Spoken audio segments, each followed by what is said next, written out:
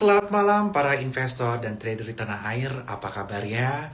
Mudah-mudahan luar biasa dan kembali lagi bersama saya Piradus Jaya dari Suko Sekuritas, di mana malam hari ini kita akan bahas weekly update kaitannya mengenai IHSG. Bagaimana kita review IHSG seminggu yang lalu, kemudian bagaimana proyeksi di minggu yang akan datang, serta tanggal-tanggal dan area resisten yang perlu kita perhatikan pada minggu selanjutnya. Selain itu kita juga akan bahas saham-saham telah kita simak sebelumnya dan juga kaitannya mengenai sektor yang menarik, saham yang menarik, dan juga saham apa saja yang beritanya lagi booming banget di minggu yang lalu.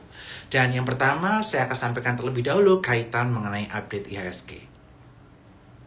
Jadi kaitan mengenai IHSG pada minggu yang lalu, kita bisa melihat walaupun IHSG sempat menembus area resisten 7022 dan 7108, walaupun masih tertahan di area resisten 7184. Akhirnya IHSG pada perdagangan Jumat kemarin menembus area support di area 7108, 7022, dan diproyeksikan akan menguji area 6917. Dan IHSG kemarin mengalami penurunan cukup signifikan karena adanya wacana atau usulan kaitannya mengenai tax terhadap komoditas, mulai dari timah, emas, dan juga nikel, yang tentu saja berpotensi untuk mengikis performa atau profitabilitas dari perusahaan-perusahaan kaitannya mengenai timah, nikel, dan juga emas. Sehingga tidak heran harga-harga saham, timah, nikel, dan lain sebagainya mengalami penurunan signifikan pada perdagangan Jumat yang lalu. Sehingga IHSG mau nggak mau harus rontok dua support di 7108 dan 7022 dan ditutup di angka 6969,396 atau turun 2,86% dari perdagangan Jumat sebelumnya. Dan kita bisa melihat bahwa asing di pasar reguler pada perdagangan Jumat lalu masih outflow di angka 485,02 miliar rupiah. Dan year to date udah outflow di kisaran 47,4 triliun rupiah di pasar reguler. Hari ini menandakan bahwa asing masih melakukan aktivitas penjualan yang cukup masif di pasar reguler kita. Kemudian kaitan mengenai pasar global. Di sini kita bisa melihat bahwa S&P 500 terus mencatatkan rekor all time high-nya, di mana dia mencatatkan rekor all time high di angka 7401,5 atau hari Jumat kemarin ditutup di angka 7398,939 poin, di angka naik 0,84%. Begitu pula dengan indeks-indeks lainnya seperti Nikkei dan juga Korea terus mencatatkan rekor all time high-nya. Sedangkan bursa kita, bursa Indonesia, ini menjadi salah satu bursa yang terlemah di dunia, bahkan bukan salah satu, bursa terlemah di dunia dengan penurunan di angka 18-19% year to date. Nah, ada apa dengan IHSG? Nah, ini akan kita bahas pada market update hari ini. Nah, kaitan yang pertama, kaitan mengenai isu global, yakni kaitan mengenai perang antara US dan Iran. Seperti kita ketahui, perang tersebut sudah mulai mendingin tensinya, sehingga market-market asing udah tidak cenderung mengabaikan berita kaitannya mengenai US dan Iran. Sehingga tentu saja kita bisa lihat bursa regional Amerika mengalami kenaikan cukup signifikan. Lalu, mengapa bursa Indonesia masih turun hampir 20% year to date? Nah, ini yang akan kita bahas pada live hari ini. Yang pertama adalah kaitan mengenai MSCI.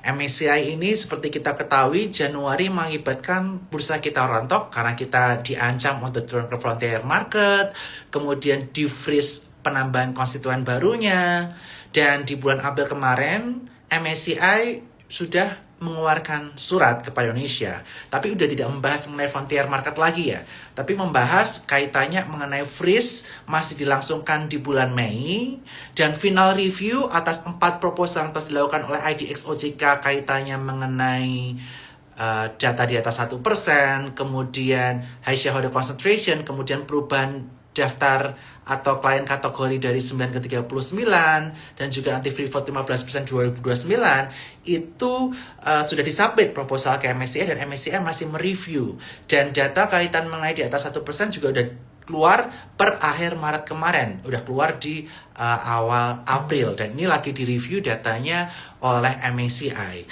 Dan yang menjadi kalender penting di minggu yang akan datang adalah kaitan mengenai deletion konstituen MSCI di bulan Mei ini. Yang pasti di-delete adalah 2 saham yang dikeluarkan atau yang masuk ke dalam kategori high shareholder concentration atau HSC. Ini potentially atau hampir pasti akan keluar dari indeks MSCI. Dan kemudian saham lainnya yang berpotensi keluar, kemarin kita udah diskusi sama Michael Yo, ada 4 atau 5 saham lainnya, tetapi menurut pandangan saya yang salah satu yang berpotensi keluar dari global market standard cap ya, yang untuk MSCI itu adalah dari saham PPP lainnya, yaitu Cuan dan beberapa saham lainnya. Nah, itu kita perlu perhatikan Selasa potensi ada pengumuman tersebut, sehingga investor cenderung wait and see, terutama di saham-saham yang berpotensi di-delete dari MSCI. Itu yang pertama yang perlu kita perhatikan. Dan nanti di tanggal 22 Mei, FTSE juga akan kembali mereview kaitan mengenai konstituen FTSE. Saham mana yang akan di-delete, itu nanti juga akan menjadi perhatian penting. Jadi tanggal 12 Mei dan 22 Mei ini wajib dicatat, karena ini kaitan mengenai deletion. Walaupun sekali lagi, konstituen barunya itu atau yang akan di-delete itu baru efektif per 1 Juni 2026. Sehingga untuk aktifan yang macam hedge fund segala macam itu udah bisa keluar mulai dari 12 Mei, mulai pengumuman, atau 22 Mei atau FTSE sampai awal bulan Juni nanti. Sedangkan untuk indeks untuk pasif-pasifan itu potentially keluarnya akhir bulan atau awal Juni nanti. Sehingga masih ada potensi outflow dan diproyeksikan weighting Indonesia di MSCI bisa berkurang dari kisaran 1,1% ke 0,8% karena deletion tersebut. Sehingga ini yang perlu kita perhatikan. Case pertama yaitu kaitan mengenai MSCI. Dan yang kedua, selain kaitan mengenai MSCI adalah kaitannya mengenai berbagai lembaga rating yang menurunkan outlooknya Indonesia dari stable ke negatif, seperti Moody's dan Fitch. Hal ini dikarenakan kekhawatiran mereka terhadap yang pertama, fiskal Indonesia, yang mana di Q1 udah tercatatkan 0,93% divisi fiskal kita atau 240 triliun rupiah. Artinya apa? Kalau disetahunkan itu di kisaran 3,7%. Sehingga pemerintah betul-betul harus mencermati kaitan mengenai kebijakan penggunaan anggarannya supaya anggaran ini dipakai untuk sesuatu yang produktif yang bisa menumbuhkan ekonomi kita. Ya, ini ekonomi dari kalangan menengah ke bawah, menengah, terutama yang menjadi penggerak roda ekonomi di Indonesia. Selain itu, kaitan mengenai kepastian hukum di Indonesia juga disoroti dalam rating Moody's dan juga Fitch tersebut. Seperti contohnya kemarin aja hari Jumat. Kenapa IHSG anjlok cukup signifikan? Hal ini dikarenakan adanya usulan dari kementerian terkait kaitannya mengenai ESDM bahwa ada potensi perubahan tarif royalti dari terutama timah, kemudian nikel, dan juga emas. Dan tentu saja ini mengakibatkan investor-investor asing dan juga lokalnya panik. Waduh, kalau nggak ada kepastian hukum di Indonesia, gimana kita bisa investasi dengan tenang di Indonesia? Itu yang menjadi kekhawatiran dari lembaga-lembaga tersebut. Walaupun jika kita telisik lebih dalam, pengaruhnya terhadap timah bagaimana? Pengaruh terhadap timah di harga sekarang yang udah di atas 50.000 USD per tonnya, ada potensi kenaikan royalti kurang lebih 10%. Kemudian emas jika nanti kembali di atas 5.000 USD per onsnya ini, ada potensi kenaikan royalti sebesar 4%. Dan nikel di harga sekarang ada potensi kenaikan royalti 1%. Jadi yang terdampak paling signifikan itu adalah timah, kemudian emas, dan juga nikel. Itu 3 hal yang bisa kita perhatikan. Nah, akan tapi ini masih berupa usulan. Nah, ini kita harapkan pemerintah mengconsider kaitan mengenai kepastian hukum ini, karena ini menjadi sorotan dari lembaga rating tersebut, sehingga kedepannya ketika pemerintah menggulirkan peraturan kepada pelaku bisnis Indonesia ini menjadi lebih firm dan ada kepastian sehingga ketika asing berinvestasi di Indonesia tidak terganggu oleh aturan-aturan yang mendadak seperti ini. Walaupun kita mengapresiasi juga ya, ini tujuannya memang supaya fiskal kita lebih baik, tetapi kita bisa pikirkan cara lain supaya fiskal kita lebih baik tanpa mengganggu iklim bisnis dan investasi di Indonesia.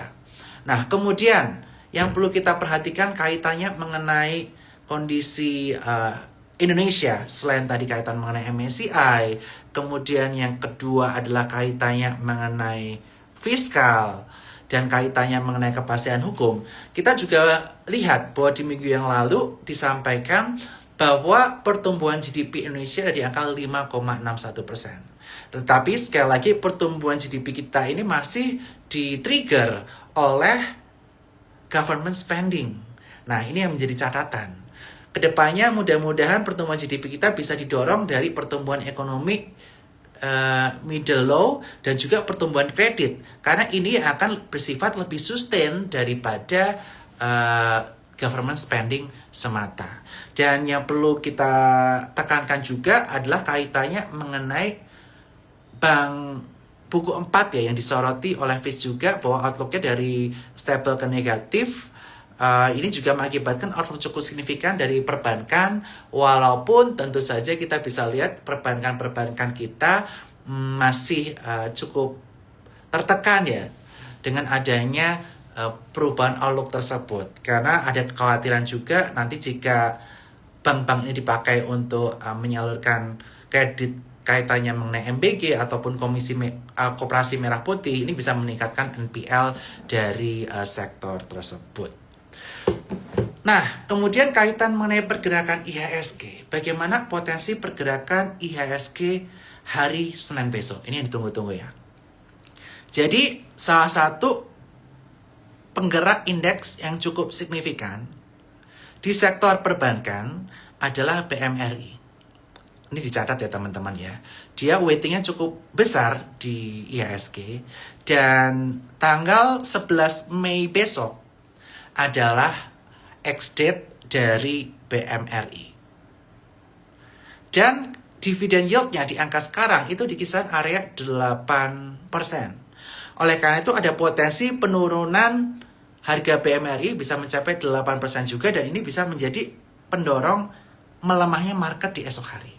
Nah, market besok potensially akan menguji area support di area 6917. Dan next support di area 6829. Dan di area-area tersebut kita boleh beli atau buy dulu. Itu yang menjadi pertanyaan.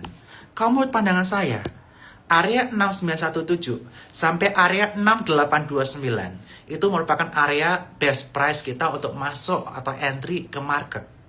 Karena indeks kita udah turun lebih dari 20% dari titik puncaknya. Dan menurut keyakinan saya, berita-berita buruk udah keluar. Walaupun 12 Mei nanti diumumkan kaitan mengenai dilation, udah banyak yang mengantisipasi duluan. Dengan adanya aktif-aktifan yang udah melakukan aktivitas penjualan baik dari asing maupun domestik, sehingga saham-saham yang potensi di-delete di 12 Mei nanti yang berlaku di 1 Juni itu udah price in. Nah, oleh karena itu, area 6829 sampai area 6917 ini menjadi area yang menarik untuk kita lakukan akumulasi. Kalau jebol 6829 bagaimana? Nah, kalau jebol 6829, ada potensi ke kisaran 6.740 sekitar itu. Tetapi sekali lagi, kalau jebol 6829, sesuai janji saya akan bikin live lagi. Karena saya masih cukup optimis, IHSG itu tahan di area 6829 sampai 6917. Intinya seperti itu. Nanti saya akan bikin live lagi. Kemudian, IHSG ini masih belum berpotensi dalam jangka menengah hingga panjang, mudah-mudahan bisa membentuk pola double bottom. Selama area 6829 itu tidak tertembus. Sekali lagi, IHSG berpotensi membentuk pola double bottom besar dalam jangka menengah hingga panjang jika 6829 tidak tertembus. Dengan area resisten utama untuk membentuk pola double bottom adalah di kisaran area 7751. Jadi kalau dia breakout 7751, dia akan membentuk double bottom dengan pola besar dengan potensi upsetnya bisa di kisaran area 8.600 kalau misalnya jebol 7.750. Tetapi ini jangka menengah hingga panjang ya. Jangka menengah panjang itu berapa lama? Kurang lebih kisaran 4-6 bulan dari sekarang. Tetapi sebelum itu kita akan perhatikan area-area kecil IHSG yang perlu diperhatikan di area resisten-resisten kecil selama dia tidak menembus 6917 dan 6829. Yang pertama adalah area 7022. Kalau dia rebound, kita harapkan dia balik di atas 7022 dulu. Kemudian 7108. Dan nextnya yang bisa kita perhatikan adalah 7184. Itu 3 resisten atas yang perlu kita perhatikan. Dan besok IHSG cenderung melemah terlebih dahulu dengan resistance 97 sampai 829. Ini menjadi golden moment untuk kita untuk melakukan akumulasi, dan mudah-mudahan nanti setelah PMRI beres ex-date, IHSG kita bisa lanjut rally sambil menunggu pengumuman tanggal 12 Mei nanti ya, tentu saja seperti itu. Oke, kita akan bahas kaitannya mengenai saham-saham dan sektor-sektor yang menarik untuk kita bisa perhatikan. Terakhir kali saya menyampaikan PMRI menarik untuk jangka panjang sebagai pemain bertahan. Mengapa? Karena dia menghasil dividen yang cukup besar dan rutin. Yield setahun itu bisa lebih dari 6-7%. Tetapi udah lewat cum date sekarang. Jadi sekarang untuk saham-saham bank, ya ini mainnya panjang banget. Bagi dividen interim mungkin baru akhir tahun. Dan dividen fullnya baru Q2 tahun depan. Jadi untuk banking mungkin aku nggak akan bahas lagi terlebih dahulu karena masa dividen udah lewat. Saya akan bahas beberapa saham lainnya yang bisa menjadi perhatian untuk teman-teman sekalian. Nah, buat dividen hunter lainnya nih, dividen hunter lainnya yang satu perusahaan yang belum bagi dividen dan potensi dividennya itu kisarannya adalah di angka 5-6%, itu ada di Telkom. Ini kita bahas, nggak langsung konglo ya, kita bahas dari pemain belakang, pemain tengah, dan pemain depan. Pemain belakang itu apa? Pemain belakang itu kaitan mengenai saham yang bisa kita hold jangka panjang, itu lebih dari setahun, dia rutin membagikan dividen, dan istilahnya kita beli saham tersebut, kita kayak invest di apartemen, invest di kos-kosan, tiap tahun kita dapat imbal hasilnya dari kita ngekosin atau nyewain apartemen tersebut. Itu pemain belakang ya, itu pemain belakang. Dan pemain belakang kemarin kita udah bahas perbankan, udah lewat dividennya. Kita akan bahas selanjutnya yang rutin bagi dividen adalah Telkom. Dia payout ratio minimal 60-80% setahunnya. Biasa dia akan bagi dividen di bulan 6 atau bulan Juni. Dan yang perlu kita perhatikan kaitan dengan Telkom di harga 2960 sekarang, dividen yield diproyeksikan akan berada di kisaran 5-6%. Ini akan menjadi hal yang cukup menarik untuk kita perhatikan. Dan untuk Telkom, kita bisa perhatikan besok kalau dia koreksi di kisaran area 2910, ini area menarik untuk kita perhatikan, area support yang menarik untuk kita perhatikan di area 2910. Kemudian area resisten yang bisa kita perhatikan selanjutnya adalah di kisaran area 3010. Jadi itu area resisten. Tapi ini kalau Telkom better untuk main agak panjang ya. Dia bukan saham-saham yang cenderung untuk main jangka pendek. Kemudian resisten selanjutnya ada di kisaran 3210. Kemudian saham pemain belakang yang bisa main jangka panjang juga. Saya udah menjelaskan berkali-kali, ini adalah saham yang tahun lalu kitchen shrinking, tahun ini potensially hasilnya bagus habis beres merger, yaitu Excel Axiata. Nah, untuk Excel ini bisa diperhatikan, area support sekarang di kisaran area 3000, dan support selanjutnya di kisaran area 2920. Ini range yang bagus 3000 sampai 2920 untuk melakukan akumulasi.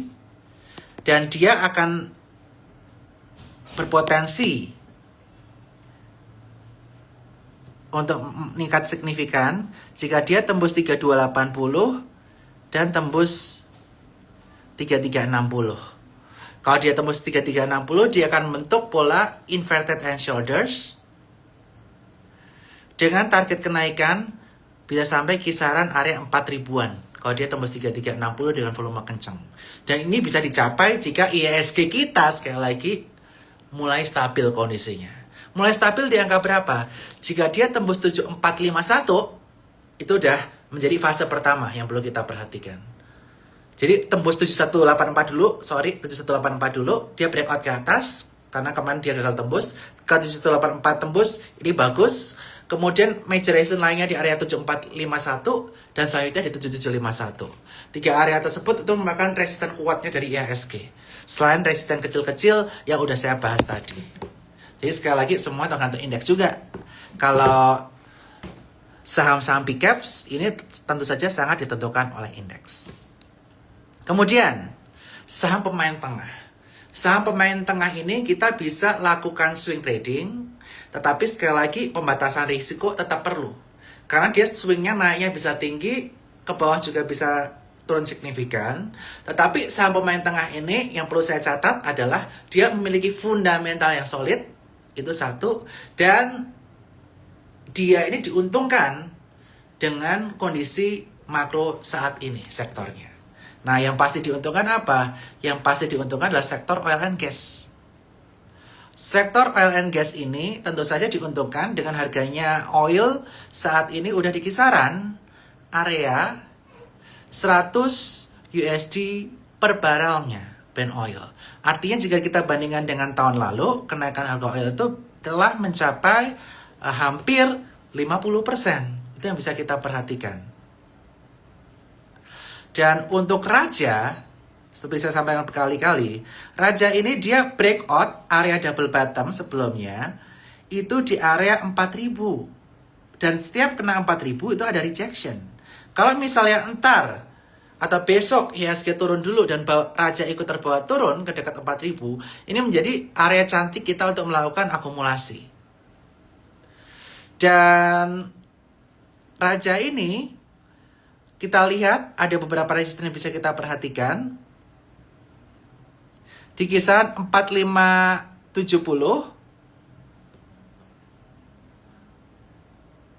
Kemudian di kisaran area 4900. Dan area 5025. Lakukan stop loss pada Raja jika dia turun di bawah 3800. Dan Raja ini cukup menarik karena anak usahanya yakni Ratu ditargetkan akan melakukan akuisisi minimal 2 blok pada tahun 2026 ini. Kemudian selain Raja, yang bisa kita perhatikan anak usahanya dari Raja yaitu ada Ratu. Di sini Ratu yang bisa diperhatikan adalah area support di kisaran 5650. Tapi dia masih bentuk lower high lower low ya. Ini perhatiin di area 5650, tetapi best price-nya untuk beli Ratu itu dari antara 5650, next-nya adalah pola breakout double bottom-nya di kisaran 5250. Itu best price-nya. Stop loss jika dia turun di bawah 4800. Emang agak lebar-lebar pemain tengah ini. Karena kenapa? Kita pakai momentum trading. Karena kita percaya fundamental perusahaan ini bisa bagus. Apalagi Ratu ini baru saja mengakuisisi blok Madura. Belum terreflect di Q1 resultnya. Nanti mungkin baru terreflect di Q2, Q3. Tapi nanti akan diamortisasi dari awal tahun lagi. Kemudian sektor yang diuntungkan lainnya selain sektor minyak, ada sektor batu bara. Nah, sektor batu bara saya selalu menyampaikan ada Bumi dan Dewa. Nah, sebenarnya ada yang nanya, kemarin usulan dari Kementerian ESDM tuh terdampak gak batu bara? sebenarnya nggak terdampak. Tetapi karena kemarin pada panik massal dengan adanya usulan tersebut, semua saham rontok. Nah, rontok tapi ini menjadi opportunity yang bagus untuk kita melakukan akumulasi atau pembelian. Untuk Bumi, bisa perhatikan area support di kisaran 214 dan nextnya di kisaran 204 dengan stop loss di bawah 198. Kemudian batu bara lainnya adalah Dewa. Nah, Dewa ini cantik jika dia tertahan di area breakout pola inverted at head and shoulders ya, di area 462. Jika dia ada rejection di 462, ini cukup menarik dengan area resistance selanjutnya di kisaran area 505 dan next ya 525, nextnya lagi ada di kisaran area 590 dengan stop loss yang bisa kita perhatikan jika turun di bawah 436. Sekali lagi, saham-saham ini merupakan saham-saham yang market cap-nya cukup besar. Jadi pergerakannya tentu saja akan ditentukan salah satunya oleh indeks juga. Oleh karena itu kita berharap indeks kita juga bisa menguat, tidak menjadi indeks terjelek di dunia, tetapi bisa menyusul performa negara-negara lain. At least jangan minus lah.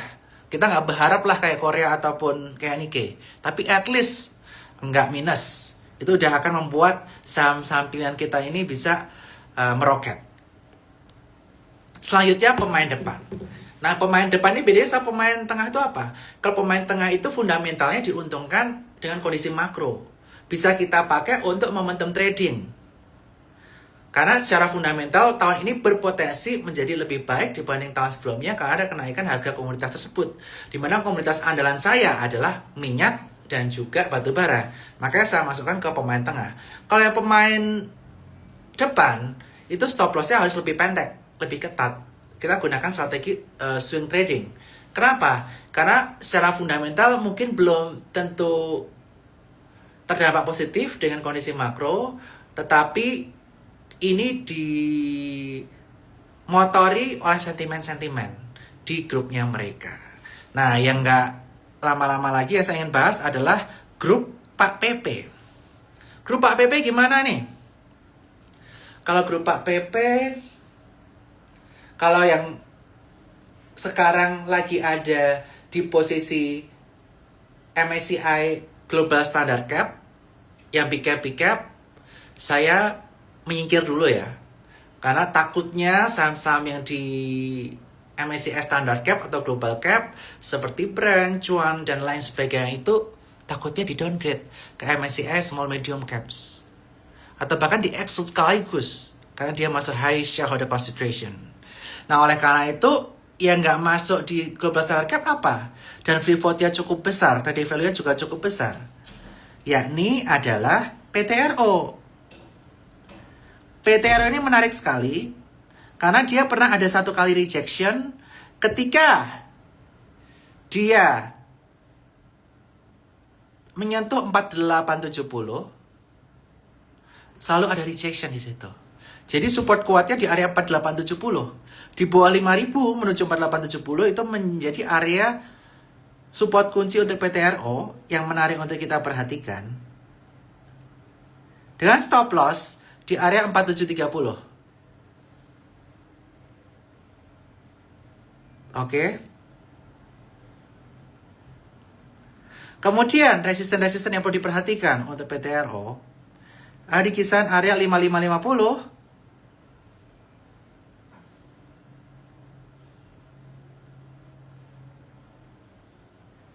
dan juga selanjutnya ada di kisaran 5950. Dan PTO itu swingnya lebar-lebar. Jadi sekali turun bisa kenceng, tapi sekali naik juga bisa kenceng banget. Jadi sesuaikan porsinya ketika ambil posisi. Kemudian selain PTRO, kita ada kaitannya mengenai Piala Dunia. Seperti kita ketahui Piala Dunia ada di bulan Juni, yang mendapatkan hak siar TVRI, tetapi TVRI nggak punya OTT. Nah, yang ada OTT adalah di grup ini.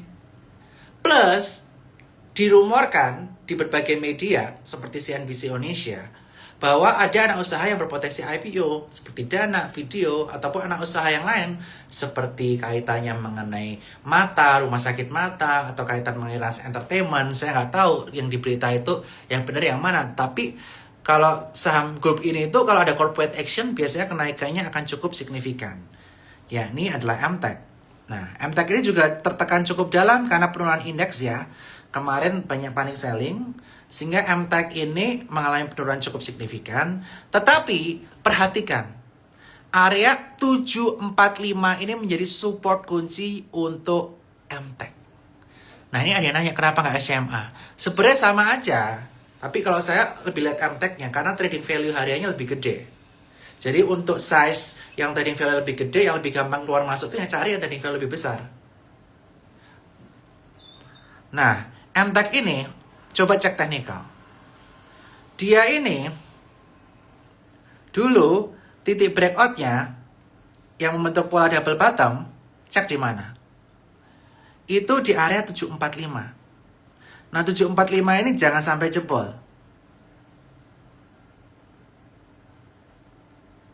Nah, di sini ya, kelihatan nggak? Ini ada pola double bottom kecil di sini nih, double bottom. 745. Waktu itu breakout dengan volume cukup kencang. Dan ini menjadi tahanan utama untuk MTEK di area 745. Lakukan stop loss jika dia turun di bawah 715. Potensi dia bisa sampai 715 kalau IHSG breakdown 6829. Karena tentu saja indeks itu akan mempengaruhi harga sahamnya juga. Nah, resisten yang kita perlu perhatikan untuk MTEK. Jadi area 745 tadi disclaimer on ya, itu bisa dilakukan averaging down di dekat-dekat situ. Area resisten yang kita bisa perhatikan untuk MTEK ada di kisaran area 855. Dan nextnya ada resisten kunci, yaitu di kisaran area 965. Nah, 965 ini jika tembus, dia akan membentuk pola double bottom besar. Dan ini akan menjadi potensi yang menarik sekali untuk MTEK.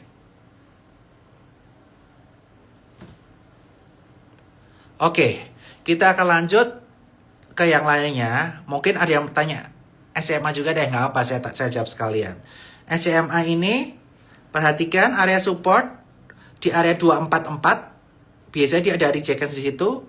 Dan untuk SMA ini bisa naik kencang, dia perlu breakout di area 268, baru nanti dia bisa ke area 284.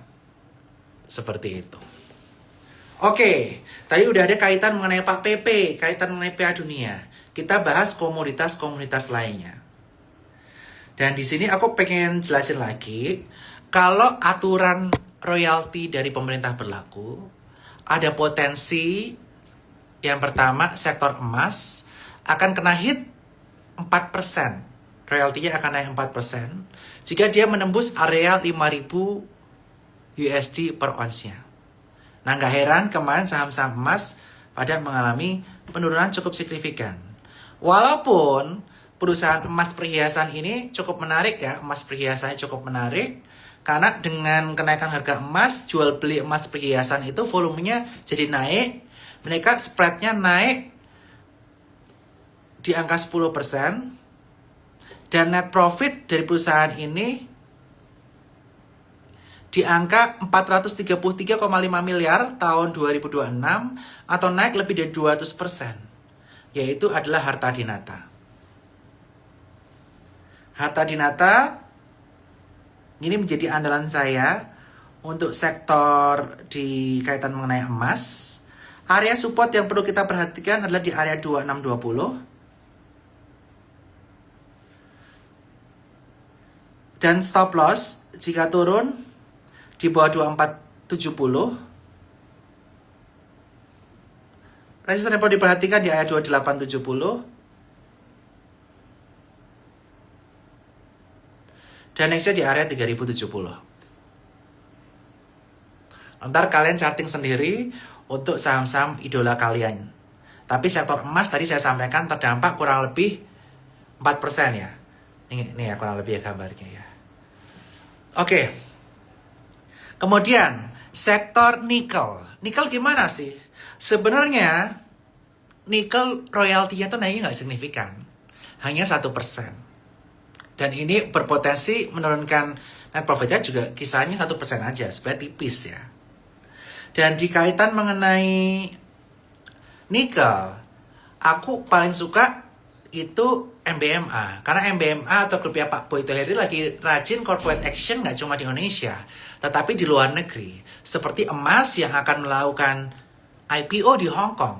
Potentially perusahaan-perusahaan lainnya juga kepikiran lah dia untuk lari ke sana. Dan MBMA ini, area breakout sebelumnya itu ada di kisaran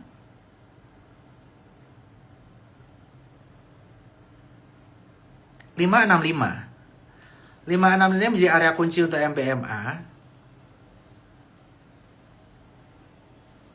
Dengan area resisten di kisaran 705.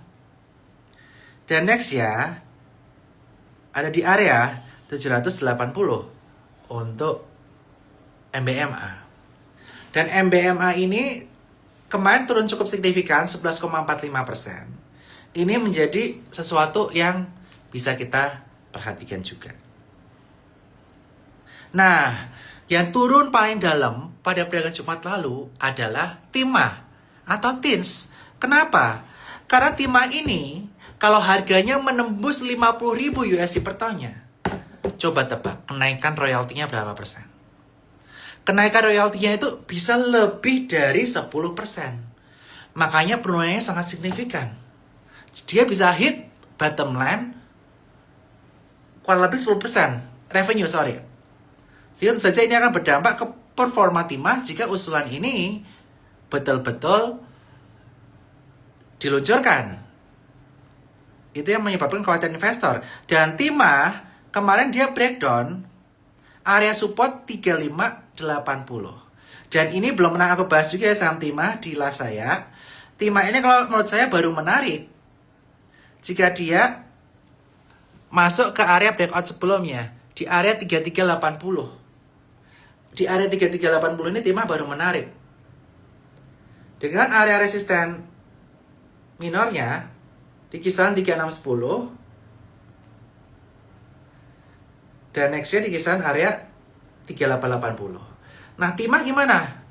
Timah ini sebenarnya profitabilitasnya itu naik signifikan sekali. Naik hampir 15 kali lipat di angka 1,5 triliun net profit Q1. Jadi sebenarnya dampaknya akan gitu berasa sih kaitan mengenai royalti ini. Jadi kemarin tuh mereka orang-orang yang panik aja. Kurang lebih seperti itu. Nah, kemudian kita akan bahas saham-saham lainnya kaitannya mengenai RMKE. Nah, ini banyak nanya-nanya. RMKE ini termasuk cukup kuat ya. Jagain aja dia di area 3100. 3100 itu dia ada pola apa? Cup and handle. Betul nggak? Ada pola cup and handle. Atau double bottom atau inverted and shoulders di sini nih. Kelihatan ya? Inverted and shoulders 3100. Selama bertahan di 3100 itu bagus. Dengan area stop loss untuk RMKE itu di kisaran area 2950. Jadi RMKE ini baru akan rally jika dia bisa menembus area 3300 dan rally kencangnya baru akan bisa terjadi jika tembus 3580. Nah, kalau dia tembus 3580, dia akan bentuk cup and handle. Ini baru akan lari kencang ketika dia tembus 3580. Ya. Kemudian, tadi ada nanya sektor properti gimana? Properti. Oke, properti ya Pak Happy ya, yaitu BUFA. Bufa kemarin dia baru aja breakdown area support ya. Di kisaran area 1050. Saham daily, thank you Kodoni. Pasti istirahat Kodoni, terima kasih. 1050.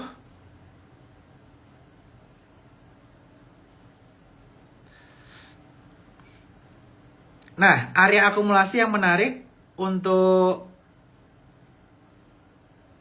Bufa itu di bawah 1000 ya.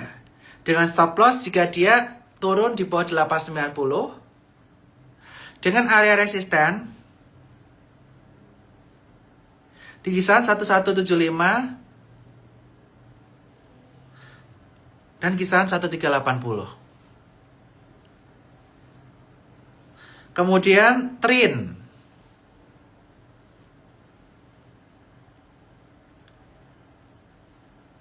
Trin ini kita pakai Fibonacci retracement.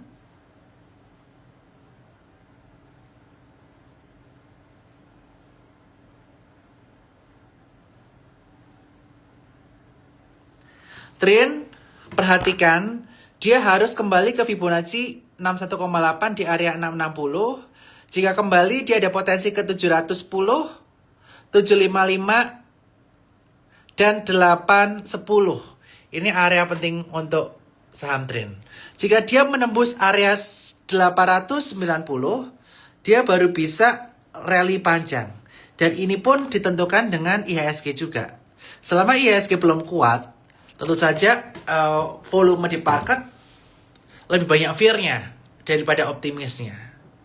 Kurang lebih seperti itu. Kemudian, ini ada yang nanya lagi. Properti, ada yang nanya Pani. Bagaimana dengan Pani? Pani ini market kapitalisasinya juga cukup besar ya. Jadi ini juga akan terpengaruh dengan indeks. Pani ini boleh akumulasi di area 8450 hingga 8200. 8450 sampai 8200 boleh akumulasi, tetapi harus stop loss jika turun di bawah 8100. Dengan area resisten di kisaran 9225 dan 9475. Jika dia tembus 9475, ada pola cup and handle. Dia baru bisa lari kalau dia ada tembus 9475. Untuk Pani. Kemudian Bumi Dewa udah aku bahas ya tadi ya, nggak akan aku bahas lagi. Perkapalan bull. Bull ini dia lagi patah tren ya. Dia membentuk pola inverted and shoulders. Secara teknikal. Dia patah tren. Turun di bawah 486. Target penurunannya bisa ke area 436. Baru boleh beli di bawah 450 ya teman-teman bull. Dengan area stop loss. Kalau turun di bawah area 410. Resisten di kisaran 520. Seperti itu. Tenang, nanti kita akan simpan di sini. Jadi perhatiin. Nah, untuk medical yang bagus mana? Nah, menarik banget untuk kaitan mengenai medical. Ada saham-saham medical yang kemarin sampai arah yaitu IRA. Karena kenapa? Karena ada hantavirus. Ketakutannya hantavirus ini bisa kayak COVID-19. Walaupun saya menyaksikannya atau melakukannya. Tapi saham-saham kaitan mengenai medical itu udah mulai rebound. Nah, kalau saya yang lagi saya lihatin itu adalah Prodia. Prodia ini baru kemarin ketahan di area breakout-nya dia sebelumnya. Pola double bottom atau inverted shoulders di area 2450 itu ketahan di situ. Jadi area 2450 itu menjadi area kunci yang menarik untuk Prodia. Dengan next resisten di kisaran 2600.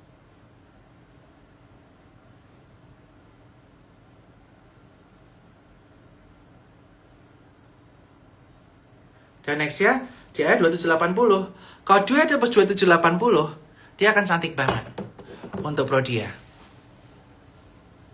Dan secara fundamental, Prodia ini juga beri perdagangan di PBV di bawah 1 kali 0,98 dan PI 34,42. Dan yang menjadi catatan saya adalah Prodia ini mulai mencatatkan pertumbuhan positif dibandingkan dengan performa Q1 tahun lalu.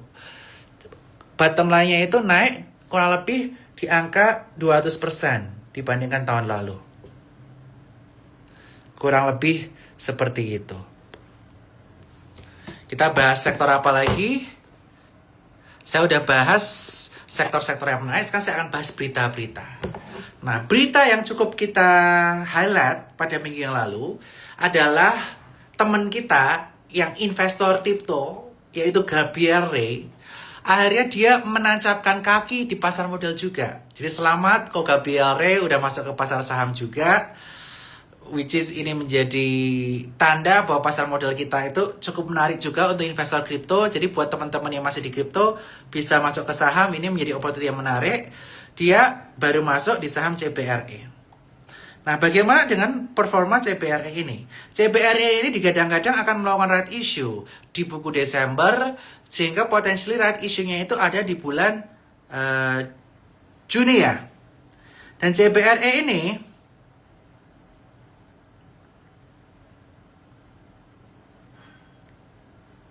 area support yang bisa diperhatikan adalah area breakout sebelumnya. Ya, ini di area 910. 910 ini bisa diperhatiin sebagai area support. Area stop loss jika turun di bawah 850 dengan resistance 980. Dan jika dia tembus 980 bisa ke 1010. Nah, kalau dia tembus 1010, dia baru cantik nih. Resistennya bisa jauh hingga kisaran 1200. Kalau dia menembus 1010. Dan sekali lagi ini akan bergantung dengan kondisi market kita. Oke, telekomunikasi udah kita bahas, saham-saham yang hype udah kita bahas. BDMN ya, ini naik kenceng banget 4.510.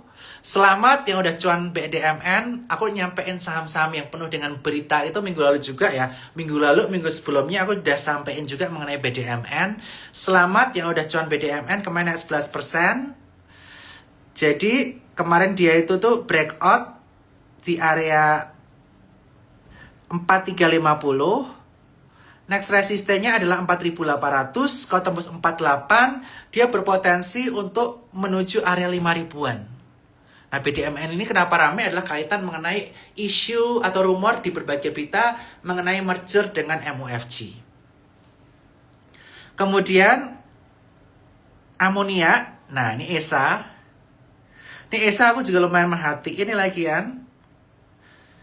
ESA ini kemarin tertahan di area resistance 835. Kalau dia kembali ke atas 835, potensinya dia akan menguji area resisten 910 dan 985. Dengan stop loss jika turun di bawah 760. ESA ini menarik kenapa? Karena performa profitabilitasnya naik 200% dibandingkan sebelumnya. Dan teman-teman sekalian, saya ingin mengingatkan buat teman-teman yang belum buka rekening Sukor Sekuritas, jangan lupa buka. Karena tiap hari dari jam 9 pagi sampai 4.15, kita ada live trading baru. Live trading bareng dengan technical analyst kita, yaitu Rehan. Dan aplikasi kita itu lengkap banget.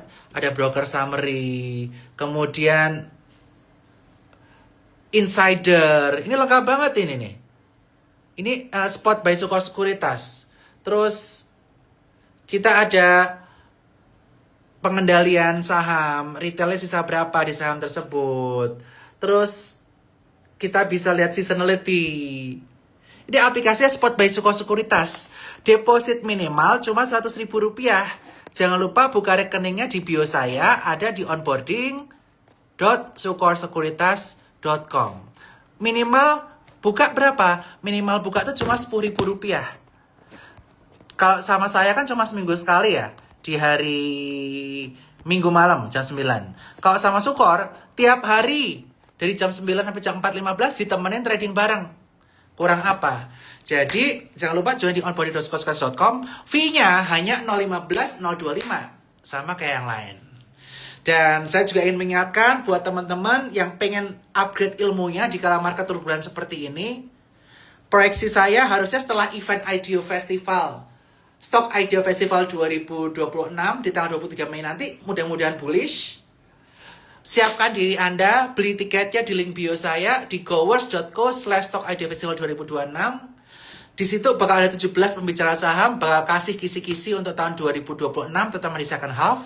Ini akan menjadi fondasi yang penting buat teman-teman untuk ngerti top-down analysis, market outlook dari Cicuai, kemudian saham-saham menarik dari Cobernat, MACD, kemudian money flow dari Michael Yoh, pokoknya lengkap. Gitu. Dan yang mau buka rekening, yang mau tanya-tanya, DM saya aja. Sekian dari saya, mudah-mudahan membantu hari ini dan see you semuanya dan bye-bye. Thank you.